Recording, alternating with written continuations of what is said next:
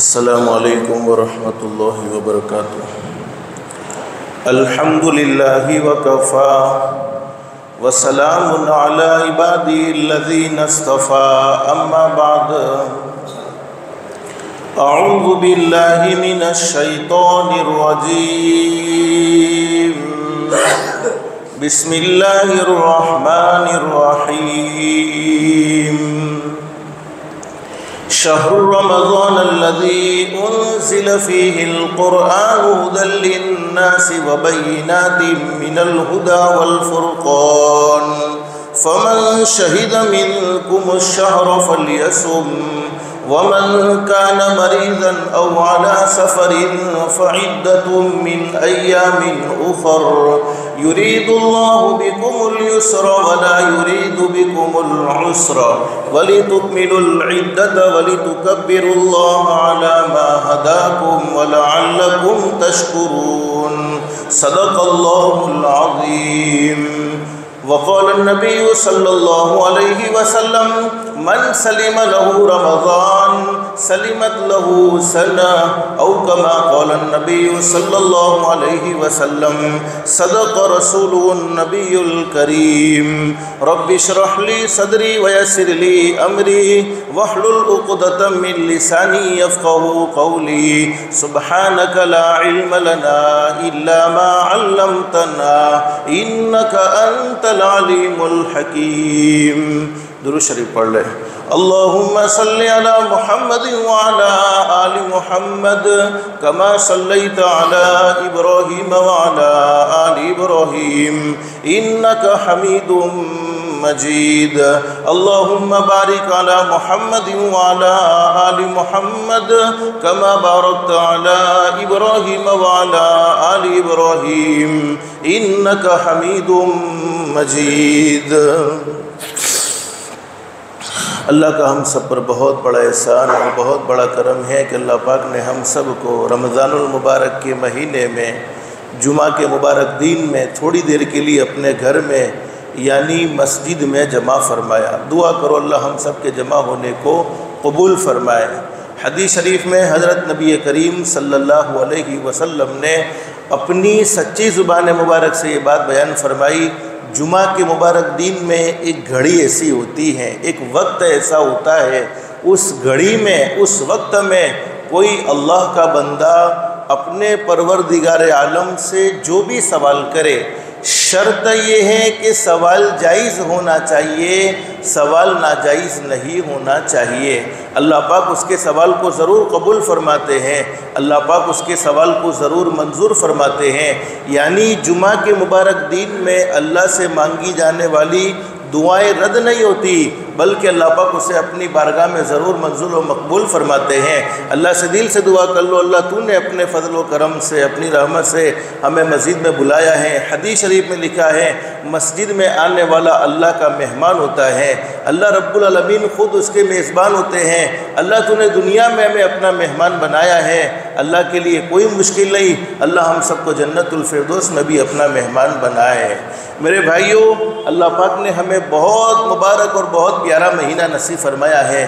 حضرت نبی کریم صلی اللہ علیہ وسلم کو زندگی سے محبت نہیں تھی، آپ نے اپنے آپ کو اللہ کے سپرد کیا ہوا تھا۔ جب تک اللہ دنیا میں رکھے تب تک دنیا میں رہیں گے، اور جب اللہ کی طرف سے بلاوا آ جائے اس وقت دنیا سے چلے جائیں گے۔ لیکن جب رمضان المبارک کا مہینہ قریب آ جاتا تو حضرت نبی کریم صلی اللہ علیہ وسلم رمضان المبارک کے مہینے کو حاصل کرنے کی تمنا فرمایا کرتے تھے، اور حضور صلی اللہ علیہ وسلم یہ دعا مانگا کرتے تھے، اللہ تو مجھے عافیت کے ساتھ رمضان المبارک کے مہینے تک پہنچا دینا۔ الحمدللہ اللہ پاک نے ہمیں پہنچا دیا ہے۔ حدیث شریف میں فرمایا نبی کریم صلی اللہ علیہ وسلم نے، بڑا خوش نصیب ہے میرا وہ امتی جس کو رمضان المبارک کا مہینہ ملا، اور رمضان المبارک کے مہینے میں اس نے اپنے اللہ کو راضی کر لیا، گناہوں سے توبہ کر لی، رمضان المبارک کے مہینے کو وصول کر لیا۔ فرمایا نبی کریم صلی اللہ علیہ وسلم نے، وہ بڑا خوش نصیب ہے میرا امتی۔ اور ہمارے نبی صلی اللہ علیہ وسلم نے فرمایا، بڑا بد نصیب ہے میرا وہ امتی جس کو رمضان المبارک کا مہینہ ملا، اور اس نے رمضان المبارک کا مہینہ ایسے ہی گزارا جیسے دوسرے 11 مہینے وہ گزارا گزارا کرتا تھا، رمضان المبارک کے مہینے میں بھی نمازوں سے دور رہا، رمضان المبارک کے مہینے میں بھی اس نے گناہ نہیں چھوڑے، تو ہمارے نبی صلی اللہ علیہ وسلم نے فرمایا اس سے بڑا بد نصیب کوئی نہیں ہو سکتا۔ میرے بھائیو، اللہ پاک نے ہمیں یہ مبارک مہینہ اللہ سے تعلق قائم کرنے کے لیے نصیب فرمایا ہے، اور اللہ رب العالمین نے حضرت نبی کریم صلی اللہ علیہ وسلم کے ذریعے ہمیں یہ پیغام دیا ہے، رمضان المبارک کے مہینے میں روزے رکھنا، اور یہ روزے کوئی اتنی مشکل عبادت نہیں ہے جتنی ہم سمجھتے ہیں، بلکہ قرآن کریم میں اللہ رب العالمین نے فرمایا کہ تم سے پہلے بھی بہت سی امتوں پر روزے فرض کیے تھے، تم پر بھی فرض کیے ہیں، اس لیے فرض کیے ہیں تاکہ تمہارے دلوں میں اللہ کا ڈر آ جائے، اللہ کا خوف آ جائے، اس لیے کہ زندگی اللہ کا ڈر کے بغیر گزرتی ہے تو پھر انسانیت ختم ہو جاتی ہے، ہمدردی ختم ہو جاتی ہے۔ آدمی جب اللہ سے ڈرتا ہے تو سوچ کر بولتا ہے، سوچ کر سنتا ہے، سوچ کر قدم قدم پر رہبری کا محتاج رہتا ہے، اور جب آدمی اللہ سے ڈرتا نہیں ہے پھر اس کے دل میں نہ کسی کی ہمدردی ہوتی ہے، اس کے دل میں نہ کسی کا کوئی غم ہوتا ہے، نہ اسے اللہ کو ناراض کرنے میں کوئی پرواہ ہوتی ہے۔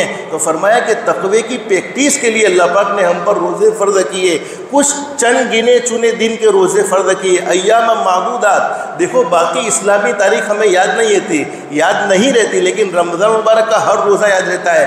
آج اگر ہم کسی کو پوچھے کہ کون سا روزہ، تو ہر کوئی کہے گا چھٹا روزہ، چونکہ ہر ایک کو یاد رہتا ہے، کوئی بھولتا نہیں ہے۔ تو جو چیز گنی جاتی وہ زیادہ نہیں ہوتی ہے، اور حدیث شریف میں فرمایا نبی کریم صلی اللہ علیہ وسلم نے، سنو میرے امتیو، نماز پڑھو گے جنت ملے گی، حج کرو گے جنت ملے گی، عمرہ کرو گے جنت ملے گی، زکوٰۃ ادا کرو گے جنت ملے گی، اور بھلائی کے کام کرو گے جنت ملے گی، لیکن روزہ رکھنے پر جنت نہیں ملے گی۔ صحابہ نے پوچھا اللہ کے نبی روزہ رکھنے پر جنت نہیں ملے گی تو روزہ رکھنے پر کیا ملے گا؟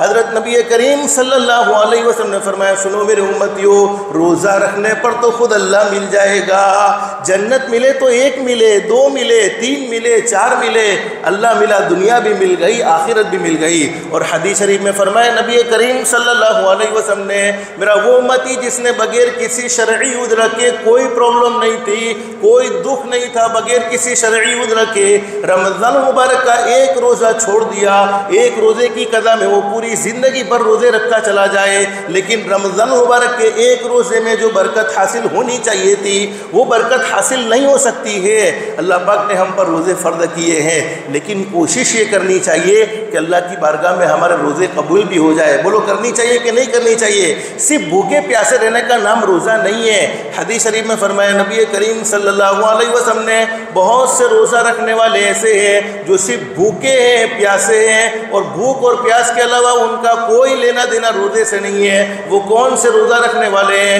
حدیث شریف میں فرمایا نبی کریم صلی اللہ علیہ وسلم نے، روزہ تو رکھا ہے لیکن روزہ رکھنے کے بعد اپنی زبان کو کنٹرول میں نہیں، زبان غیبت کرتی چلی جا رہی ہے۔ علماء فرماتے ہیں کہ غیبت کرنے کی وجہ سے بعض علماء کے نزدیک تو روزہ ٹوٹ جاتا ہے، اور ہمارے علماء کرام نے بڑی زبردست بات بیان فرمائی، چلو روزہ ٹوٹتا تو نہیں ہے، شرعی طور پر روزہ کھانے پینے سے ٹوٹے گا، بیوی کے قریب جانے سے ٹوٹے گا، لیکن روزے کے ثمرات و برکات ختم ہو جاتے ہیں، اس لیے اپنی زبان کو بھی کنٹرول میں رکھو۔ اور حدیث شریف میں موجود ہے، حضرت ابو امامہ رضی اللہ عنہ فرماتے ہیں کل قیامت میں حضرت نبی کریم صلی اللہ علیہ وسلم کا ارشاد عالی ہے، قیامت میں بہت سے لوگوں کو ان کا نامہ اعمال سیدھے ہاتھ میں دیا جائے گا۔ نامہ اعمال سیدھے ہاتھ میں دیا جائے گا تو نشانی اس بات کی ہے کہ وہ جنتی ہے۔ اللہ قرآن کریم میں فرماتے ہیں فَأَمَّا مَنْ أُوتِيَ كِتَابَهُ بِيَمِينِهِ فَيَقُولُ هَاؤُمُ اقْرَءُوا كِتَابِيَهْ إِنِّي ظَنَنْتُ أَنِّي مُلَاقٍ حِسَابِيَهْ فَهُوَ فِي عِيشَةٍ رَاضِيَةٍ۔ جن کو سیدھے ہاتھ میں نامہ عمل ملا وہ کل قیامت میں بہت خوش ہوں گے اور لوگوں کو بتاتے پھریں گے دیکھو اللہ نے مجھے کامیاب کر دیا۔ اب بہت سے لوگ ایسے ہوں گے جو ان کے نامہ عمل میں ایسی نیکیاں دیکھیں گے جو نیکیاں انہوں نے دنیا میں نہیں کی تھی۔ مثال کے طور پر دنیا میں حج نہیں کیا لیکن نامہ اعمال میں حج نظر آ رہا ہے، دنیا میں عمرہ نہیں کیا لیکن نامہ اعمال میں عمرہ نظر آ رہا ہے، دنیا کے اندر انہیں چاشت کی نماز پڑھنے کی توفیق نہیں ملی لیکن نامہ اعمال میں چاشت نظر آ رہی ہے۔ وہ لوگ پوچھیں کہ الہ العالمین تو نے ہم پر فضل کا معاملہ کیوں فرمایا، کرم کا معاملہ کیوں فرمایا؟ تو اللہ رب العالمین فرمائیں گے او لوگوں، دنیا میں لوگ نیک اعمال بھی کرتے تھے اور پیٹھ پیچھے تمہاری برائیاں بھی کرتے تھے، تو برائیاں کرنے کی وجہ سے ان کے جتنے نیک اعمال تھے وہ تمہارے سپرد کر دیے گئے اور تمہارے گناہ ان کے سر پر ڈال دیے گئے۔ اللہ ایسی محرومی سے ہم سب کی حفاظت فرمائے، ہم سب کو اللہ پاک بچا لے۔ تو قرآن کریم میں فرمایا کہ نامہ عمل سیدھے ہاتھ میں ملے گا تو جنتی الٹے ہاتھ میں ملے گا۔ وَأَمَّا مَنْ أُوتِيَ كِتَابَهُ بِشِمَالِهِ فَيَقُولُ يَا لَيْتَنِي لَمْ أُوتَ كِتَابِيَهْ وَلَمْ أَدْرِ مَا حِسَابِيَهْ يَا لَيْتَهَا كَانَتِ الْقَاضِيَةَ مَا أَغْنَىٰ عَنِّي مَالِيَهْ هَلَكَ عَنِّي سُلْطَانِيَهْ۔ بہت سے لوگ ایسے ہوں گے جن کو ان کا نامہ عمل الٹے ہاتھ میں ملے گا۔ الٹے ہاتھ میں ملے گا تو نشانی ہے کہ جہنمی ہے، یہ ناکام ہے، تو کل قیامت میں پچھتائے گا۔ یا لیتہا کانت القاضیہ، کاش مجھے میرا نامہ عمل نہ ملتا تو اچھا تھا، فرمایا کہ میرا حساب نہ ہوتا تو اچھا تھا۔ ما اغنا انی مالیہ، دنیا میں تو لوگ مجھے مال کی وجہ سے جھک جھک کر سلام کرتے تھے، لیکن آج مالداری کام نہ آئی۔ حلق عنی سلطانیہ، دنیا میں تو میری بڑی بادشاہ تھی، میری ماتحتی میں کئی نوکر کام کرتے تھے، لیکن آج وہ بادشاہت کام نہیں آئی۔ تو فرمایا کہ الٹے ہاتھ میں نامہ عمل ملا، نشانی جہنمی ہونے کی۔ لیکن کچھ بدبخت، قرآن کریم کے علماء جانتے ہیں 30واں پارہ امے پارے میں یہ بات موجود ہے، کچھ اللہ کی نظروں سے گرے ہوئے ایسے لوگ ہوں گے جن کو ان کا نامہ عمل سیدھے ہاتھ میں نہیں ملے گا، جن کو ان کا نامہ عمل الٹے ہاتھ میں نہیں ملے گا۔ تو سیدھے ہاتھ میں نامہ عمل نہیں ملے گا، الٹے ہاتھ میں نامہ عمل نہیں ملے گا، تو نامہ عمل کہاں ملے گا؟ قرآن کریم میں موجود ہے وَأَمَّا مَنْ أُوتِيَ كِتَابَهُ وَرَاءَ ظَهْرِهِ فَسَوْفَ يَدْعُو ثُبُورًا وَيَصْلَىٰ سَعِيرًا، ان کو ان کا نامہ عمل پیٹھ کے پیچھے دیا جائے گا۔ آپ علماء سے پوچھو، قرآن کریم میں موجود ہے ایک صحابی جن کا نام ہے حضرت عبداللہ، پورا نام ہے حضرت عبداللہ ابن عمر رضی اللہ تعالیٰ عنہ۔ اللہ کے نبی صلی اللہ علیہ وسلم تشریف فرما ہے، صحابہ کرام بیٹھے ہوئے ہیں۔ اللہ کے نبی نے جب صحابہ کرام کو قرآن کریم کی آیت کریمہ سنائی کہ کچھ بدبخت اللہ کی نظروں سے گرے ہوئے ایسے لوگ ہوں گے جن کو ان کا نامہ عمل الٹے ہاتھ میں نہیں، سیدھے ہاتھ میں نہیں، بلکہ پیٹھ کے پیچھے ملے گا۔ ہمارے نبی صلی اللہ علیہ وسلم سے پوچھا کہ اللہ کے نبی پیٹھ کے پیچھے نامہ عمل کیسے دیا جائے گا؟ تو حضور صلی اللہ علیہ وسلم نے فرمایا جس آدمی کے بارے میں اللہ نے یہ فیصلہ کر لیا ہوگا کہ اس کو اس کا نامہ عمل پیٹھ کے پیچھے دینا ہے، اس آدمی کو بلایا جائے گا۔ ایک فرشتہ ہوگا جس کے ہاتھ میں لوہا ہوگا، جس کو کہتے ہیں لوکھڑ، لوہا ہوگا، اور وہ ایسا لوہا جس کو 3000 سال تک جہنم کی آگ میں گرمایا گیا ہوگا، اور فرشتہ آئے گا اس آدمی کے ہاتھ کو توڑے گا، انگلیوں کو موڑے گا، اور دوسرا فرشتہ اس لوہے سے سینے میں سوراخ کرے گا اور اس کا ہاتھ یہاں پر ڈال کر پیٹھ کے پیچھے سے کھینچ لیا جائے گا اور اس کو وہاں اس کا نامہ عمل دے دیا جائے گا۔ اب صحابہ کرام تو اللہ کے نبی سے جب یہ باتیں سن رہے ہیں، صحابہ کرام کی چیخیں نکل گئی، اللہ کے نبی ایسا ذلت والا عذاب کون برداشت کرے گا؟ اللہ کے نبی ایسی رسوائی والا عذاب کون برداشت کرے گا؟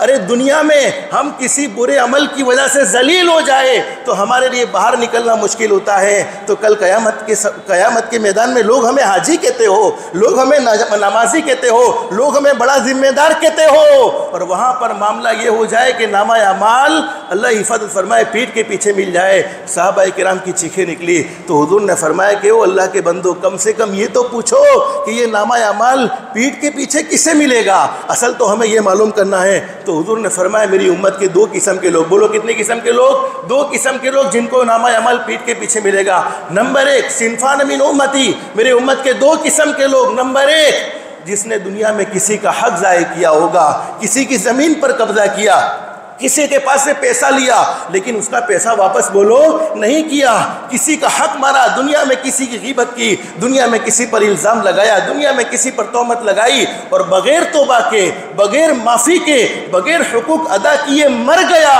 تو اس کو اس کا نامہ عمل بھی پیٹھ کے پیچھے دیا جائے گا۔ اور نمبر 2 جو دین کے کام میں روڑے ڈالنے والے ہوں گے، بولو کیا کام؟ دین کے کام میں روڑے ڈالے، خود تو دین کا کام کرتے نہیں تھے لیکن جو دین کا کام کرتے تھے ان کے راہ میں رکاوٹیں پیدا کی، ان کے راستے میں روڑے ڈالے۔ اللہ فرماتے تم دین کا کام کرنے والوں کو جتنا پریشان کرنا چاہو کر لو، اللہ رب العالمین بولو کسی کا محتاج نہیں ہے، لیکن تمہارا یہ عمل کل قیامت میں پیٹھ کے پیچھے نامہ اعمال ملنے کا سبب بن جائے گا۔ کہو الحمدللہ۔ پہلی دوسری قسم میں تو بولو ہم نے یہ بولو ہم نے کسی کے دین کے کام میں روڑے ڈالے، ارے بولو نہیں ڈالے، ہم نے مسجد میں آنے والے کے لیے راستے بند کیے نہیں بلکہ اور راستے کھولے ہیں، ہم نے قرآن پڑھنے والوں کے لیے قرآن پڑھنے کے راستے بند کیے نہیں اور راستے کھولے ہیں۔ تو الحمدللہ ہم دوسری قسم میں تو نہیں ہیں، لیکن پہلی قسم کے بارے میں ہم سب کو سوچنا ہے کہ کیا ہمارے دل میں کسی کا حق تو نہیں ہے۔ بس اللہ سے دل سے دعا کر لو، رمضان کا مبارک مہینہ ہے، اللہ پاک ہمیں رمضان مبارک کے مہینے کی قدردانی کی توفیق نصیب فرمائے، اور جو باتیں کہی گئی ہے سنی گئی ہے اللہ پاک عافیت کے ساتھ ہم سب کے لیے عمل کرنا آسان فرمائے۔ اللہ پاک ہم سب کو کہنے سننے سے زیادہ اخلاص، استخلاص اور استقامت کے ساتھ عمل کی توفیق نصیب فرمائے۔ آمین یا رب العالمین۔ وآخر دعوانا ان الحمد للہ رب العالمین۔ استغفر اللہ۔